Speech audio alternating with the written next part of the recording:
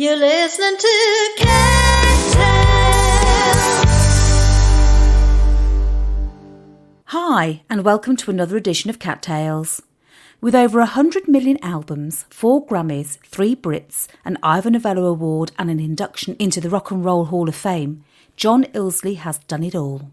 Playing a pivotal role in the success of Dire Straits, John has been credited with the creation of the band's original sound and is the only member, other than Mark Knopfler, to make it all the way from the first album in 1977 to the final concert in 1992. With the band a little more than a memory, John has released numerous solo albums, has a tour where he reveals all about his time in Dire Straits and spends his relaxation time producing excellent pieces of art. This is the one with John Illsley. Welcome to the show. And so how are you getting on? Just tell me a little bit about what you're doing. Well, ironically, I live in the country, and which is quite an isolated part of the world in the New Forest. We haven't got many people around us, so I mean, I spend quite a bit of time already in an isolated sort of world. We have the children with us at the moment, which is very different. But I have a studio here. I have my painting studio here, and so I mean, I work from home. I always have worked from home. Yeah. Until I go to a studio and try and make some sense of what I've done at home. Yeah. So business as usual for you at the moment, then, isn't it? In a way. Pretty much. I mean, I'm missing the obvious contact with friends and stuff. But most of my family lives quite close to us here, so we have that advantage. But it is quite odd just having conversations with your friends on the phone or FaceTiming people and keeping that distance apart. It all feels a little odd. It does, doesn't it? Yeah, but it's not forever. It'll be. We'll look back on this and go, "Oh my God, do you remember that? Well, that was so weird." Yes. I mean, it's a brave new world right now, or a strange new world. Yeah, it is, and it'll be interesting to see what comes out off the back of it, won't it? But I guess it's a whole new album's worth of material could be for you. Well, the thing is, I have been working on something this morning because my son Harry, who's 23, is quite good at handling all the new technology with recording technology. So he brought all his kit down from London before the lockdown and set up actually in my studio in the house. And so we every day we do a little bit of work in there. Very different from the sort of music he does. Mine's more, I hate to use the word old school, but more traditional kind of approach to making music, whereas his music is quite electronic. But it's quite interesting having his ideas come into what I'm doing at the moment. So you never know. There's a few things sort of emerging, if you like, gradually out of the rather sort of muddy brain cells. Yes. Yeah, it's hard to keep yourself sort of going, isn't it, really, with sort of some inspiration during this kind of time, because it's a bit sort of, as you say, a bit surreal, isn't it? But I was going to throw a little fact for you. You'll probably, no, you won't know this because I'm sure you don't watch the calendar to this extent, but actually today is the day, 35 years ago, that you released Money for Nothing. Hmm. So today's the day. Was it really? Yeah. Wow. Yeah, so it's actually today. So I thought, well, goodness me, it's the 35th anniversary of that album. So, it's nice to have an anniversary suddenly. Yes, it is. Well, sprung upon you from outside. Yeah, well, there you go. A bit of celebration for you tonight then, isn't it? But well, we are. Can you remember Good. that day? This is the thing. 35 years ago seems a long time ago, but when it's something as important as the first album that was certified 10 times platinum, it's a bit special, isn't it? Yes, it was a odd time, really. I mean, the band had achieved a certain amount of success before Brothers in Arms. It was Brothers in Arms, but you never really know what's going to happen in this world, with music, because some things capture people's imagination, and other things which you think are probably quite good don't. And so I think that we were slightly taken by surprise by the attention that the album got, but I suppose the fact that it was coupled up with this new technology, the CD technology, that was being pushed pretty hard as the only way to listen to music, if you remember rightly. Yeah. the indestructible CD, which of course we found out later wasn't. Yes, exactly. But you know, the Money for Nothing thing was a sort of a coupling of things, because MTV had come out, and you know, it all just seemed to sort of all fit together in some sort of synchronitic way, to take a police word. So, you know, so anyway, it was fortuitous, I suppose, that some of these things come together in life, and I suppose something will come together out of all this. I mean, goodness knows what. Yes. But hopefully the world will learn something. Well, absolutely. Well, we learn things along the way, and you can't stop progress, can you, really? Because now you've got music is all now downloaded, which is, again, it's even moved on from the CD, which now seems, as you say, a lifetime ago. And, of course, before that, vinyl, although vinyl's having a bit of a resurgence, isn't it? Well, a little bit. Yeah. It's, not. I mean, percentage-wise, it's still very, very small. But it's nice to see. You know, it's nice to see it coming back, because there's something really quite solid about that vinyl experience, actually. Yeah. And it's nice that the younger members of the musical sort of listening public are getting into them again, and collecting them, and going into record shops and leafing their way through all this old cardboard. Yes, exactly. But there's something beautiful about that tangibility of it, and, I remember holding my albums, and you just look at them and you read the sleeves over and over again, didn't you, while you're listening to the music? And it was an experience rather than just simply listening to the music experience, if you understand where I'm going with that. Yeah, so I'm going to ask you a strange question here, because I've got a favourite Dire Straits album, like I'm sure everybody has, and I'm just going to ask what yours was. Have you got one? Can you choose? Well, I don't really, actually. No, I don't really. I because that would be sort of saying, well, I prefer that to that, and everyone had its own place in our journey, really. I don't see. I mean, if you took the sort of just the sales of albums, then that would be a different kind of thing. But I'm very fond of all of them, to be perfectly honest. But for different reasons. Yes. Where they were made, how they were made, who we made them with, what songs were on them, what songs were important at that particular time. I mean, you take Brothers in Arms off the album of the same name, and I think that's a song that'll stand the test of time.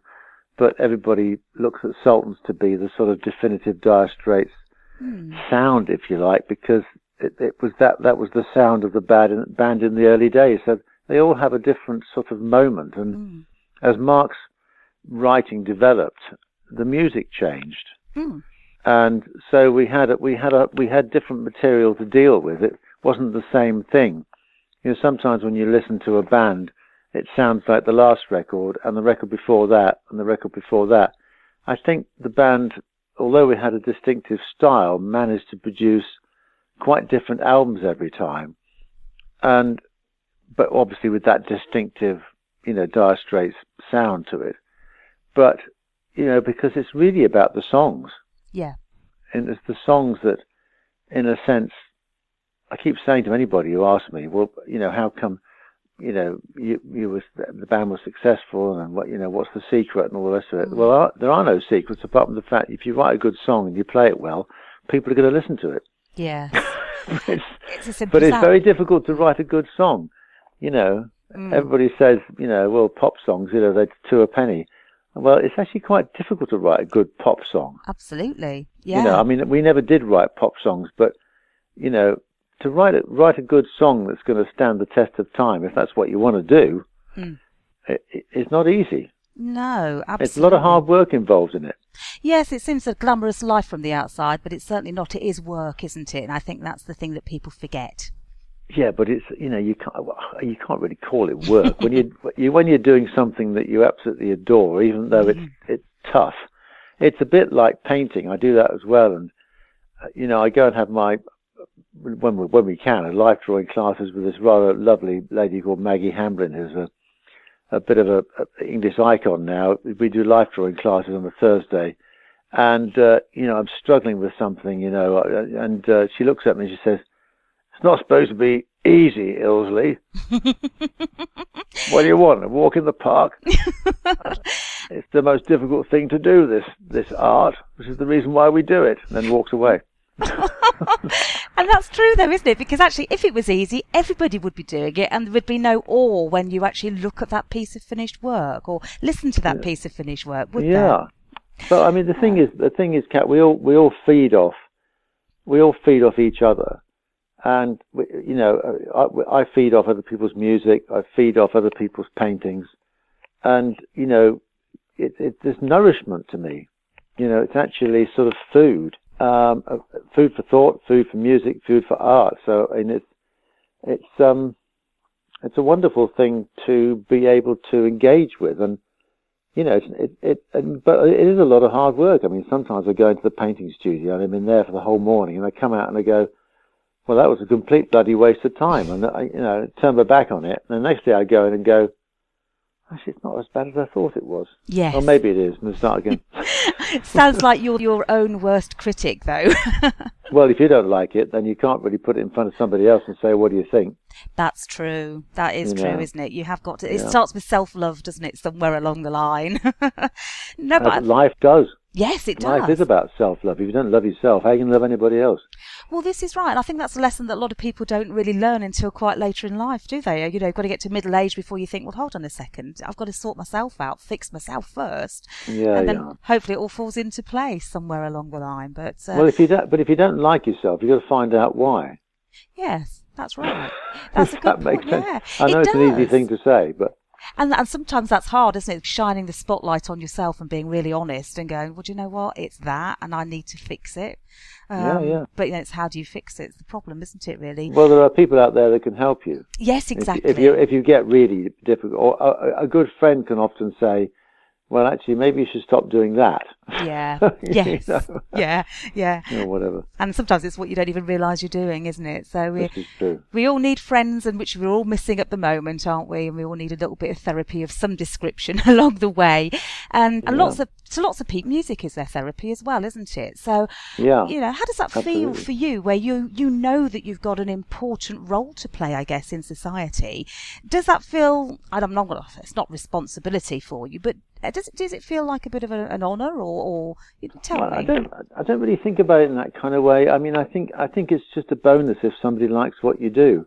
I've never felt any sense of responsibility about it, it is just basically what one does, and a lot of the stuff that one engages with is not worth listening to for even a second, but occasionally something comes out, and if somebody else comes back to you and says, I got an email this morning from somebody in Spain who said, I've just discovered your second album, Glass, which was 1988, right there. That was, 32 years ago. Wow. And he said, oh my God, he said, I absolutely love that song, Red Turns to Blue. And it made me, I went, oh my God, that's 32 years ago. And he said, I just play it every day. And I go, oh, right, okay. So I wrote back to him and said, well, I'm really touched. That's all I can say. I'm really touched that you got it, Yes. And that's what you really want to do, isn't it? Is to speak to people with your music and actually connect. Communicate. Yeah. It's about communicating. Yeah, sure. Yeah. Either with, there's lots of ways of communicating. Obviously, this is the obvious one, which we're doing, but there's something else about the power of music and the power of art, which actually, or poetry or theatre, you just get something else from it. You get, you build up a bigger sense of humanity, I think. Yeah, I get that. It's almost like another dimension, isn't it? Yeah. Takes you on a journey. Oh. It is, and it's, there's something very, very collective about when you do gigs and things, and you've got all those people coming together for the same reason. I mean, there's a lot of power in that.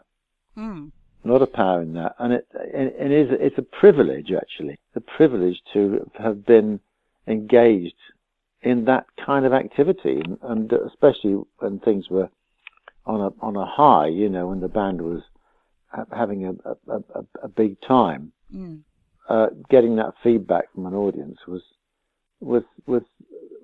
humbling, actually, remarkably sort of powerfully humbling. Yeah. You Yeah, know. and that's a special thing, isn't it, really? And you said there about when you were like almost at the height there with Dire Straits, where you had like, stadiums full of people.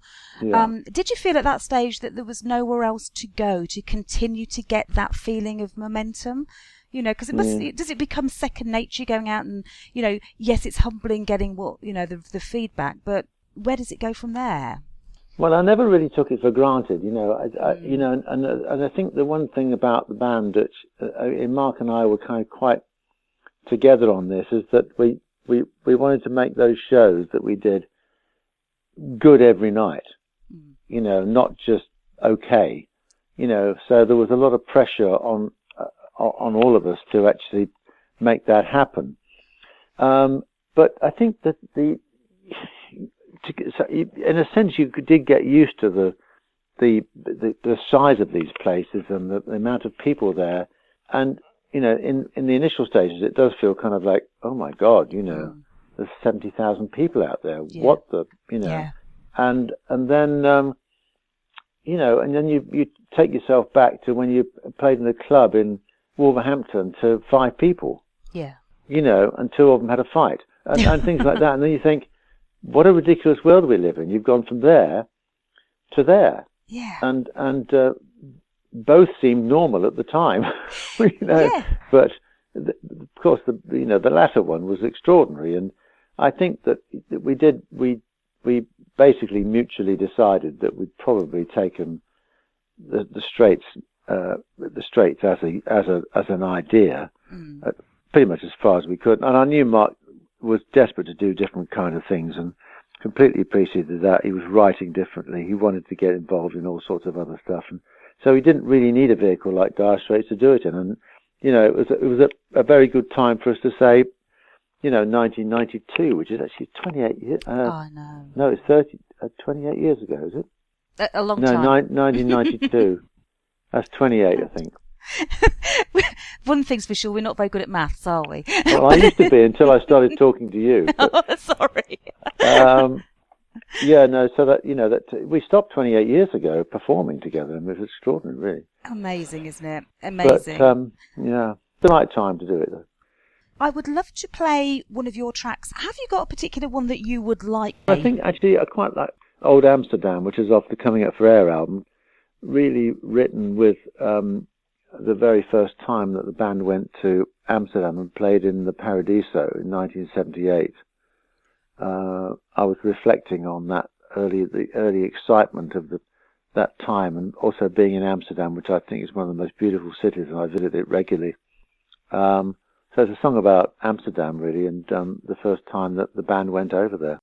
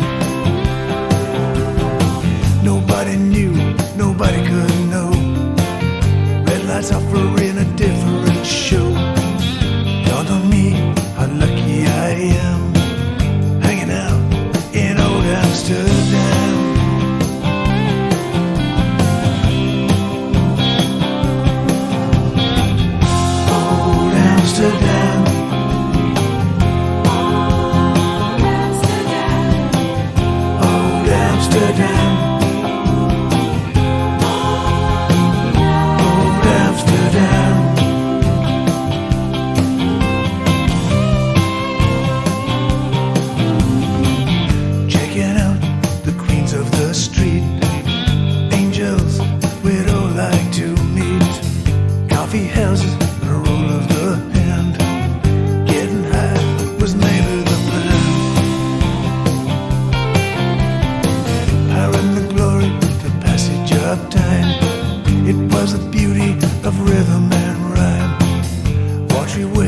a feast for the eyes. Golden moments no one could deny.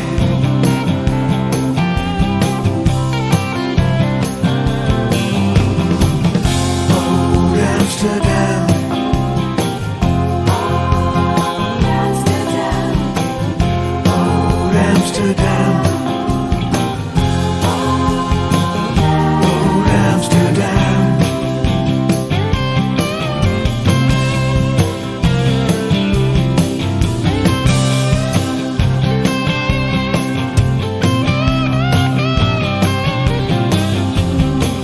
It was the future with a magical face, something you could never replace.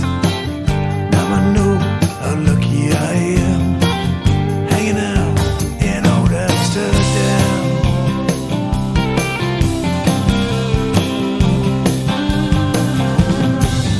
Old Amsterdam.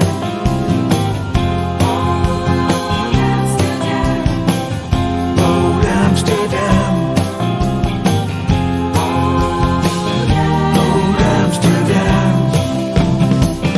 Old Amsterdam. Old Amsterdam.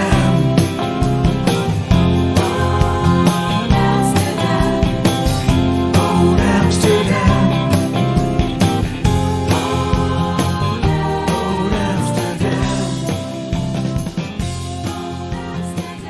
You're a lucky man.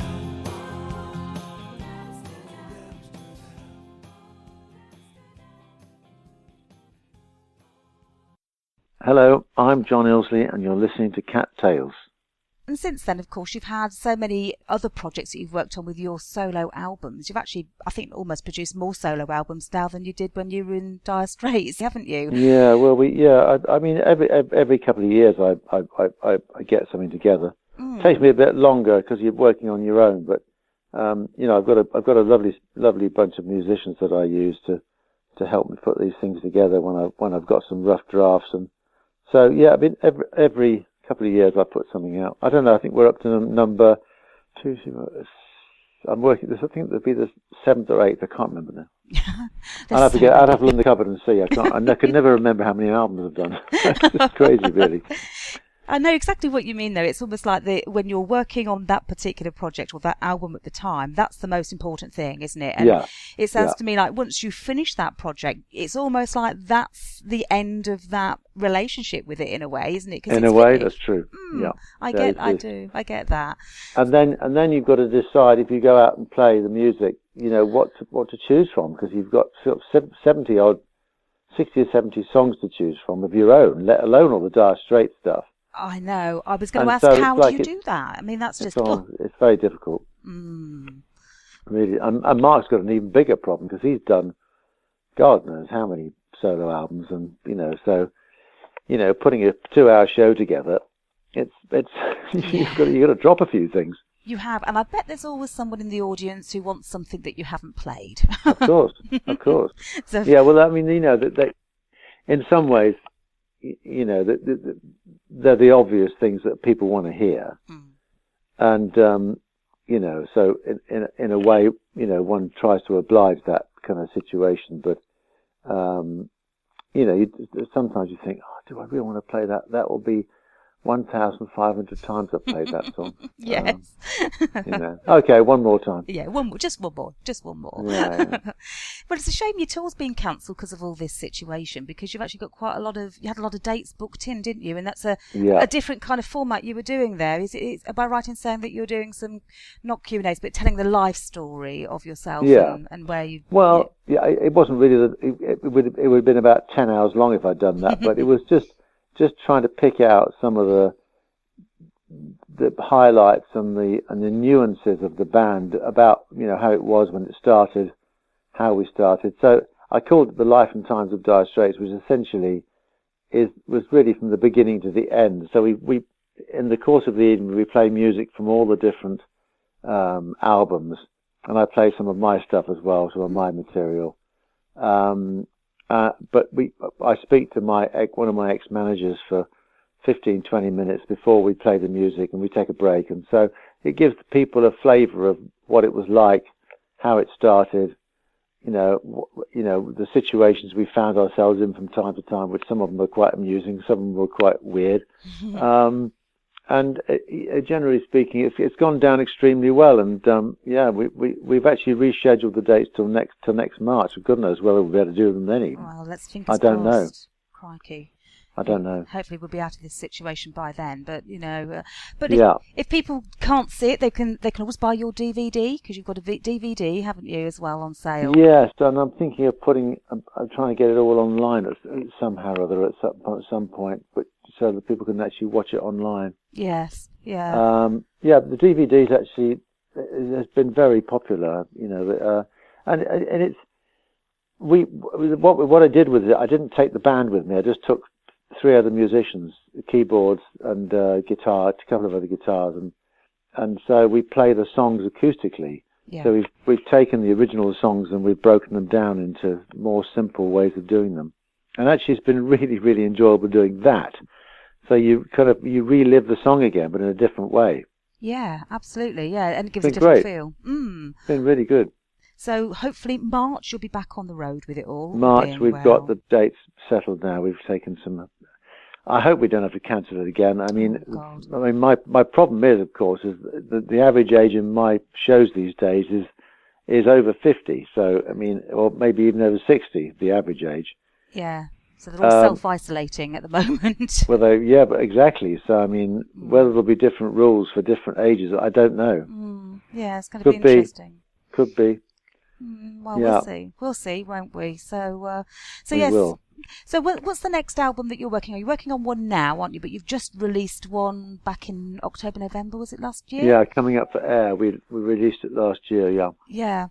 And what I was going to say there was, do you feel that the results that you're getting now in terms of like 9 or whatever albums it is down the road are the same as what you were doing to start with? I mean, I've listened to a couple and there's certain progression in there in terms of style, obviously. Do you tend to write about what is happening in your life now, so therefore this one coming up is very different from the one before? Yeah. Yeah. They're all sort of little. Some of them are stories, some of them are just ideas about feelings and just general sort of thoughts about what's going on in one's life at the time.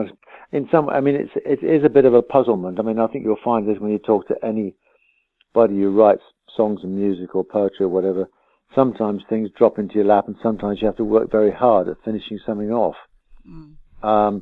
It doesn't always just go straight onto the paper or straight onto the fretboard, Sometimes it is like a massive jigsaw puzzle. I jot down ideas in my various books that I've got, things I want that I'm interested in, and I might be playing the guitar. I mean, if I get up and walk the dogs in the morning, I'll sit down in the kitchen for half an hour and play the guitar with a cup of tea, and then I'll suddenly get an idea for something I wrote yesterday. And there's no pattern to it, really. Sounds like you can't put that guitar down. Well, they're friends, aren't they? Yes, that's right. I mean, anybody who plays the guitar a lot will tell you that they become part of your friendship group. Yeah. And when you've got it in your hands, it sort of like just feels cozy. Yeah, and it's a nice little protection as well, isn't it? It's part of you. Exactly. Yeah. Absolutely. Well, I don't write things on the bass. I tend not to. I tend to write things on the guitar or the piano. Brilliant. So I have enough things to challenge me, if you like, to work at. To keep you occupied at the moment. I've got lots to keep me occupied. Indeed, I do. If you had one thing that hasn't been fulfilled yet in your life, whether it be, I don't know, appearing in pantomime or writing a book or whatever, what have you got left that is a big ambition of yours? I might write a book. I might. I've been thinking about it, but we'll see. It's a big challenge because I'm not really a book writer. I'm a reader. I like reading books, but I don't know. I in a sense, I'd like to get another art exhibition together by the end of not this year, but probably early next year, when people can actually go out and look at the pictures. Yeah. I'd like to get this album out maybe later this year or early next year. I've had my share, I think, of things in this life so far. So I'm not exactly panting for anything else. You know, I've had my fair share of everything pretty much, and so I'm not really looking for anything that's out of the ordinary. I'm afraid I can't really pull anything out of the bag. But No, I mean, that's fine. a book might be interesting. You know. Yeah, no, that's absolutely fine. Oh, do you know, it's been so lovely speaking to you. Lovely. You Nice take to care. talk to you, love. And you. Okay. Thank you. Bye-bye. Bye-bye. Bye. Bye. You've been listening to Cat Tales. To listen again to this and other tales, go to cattales.co.uk.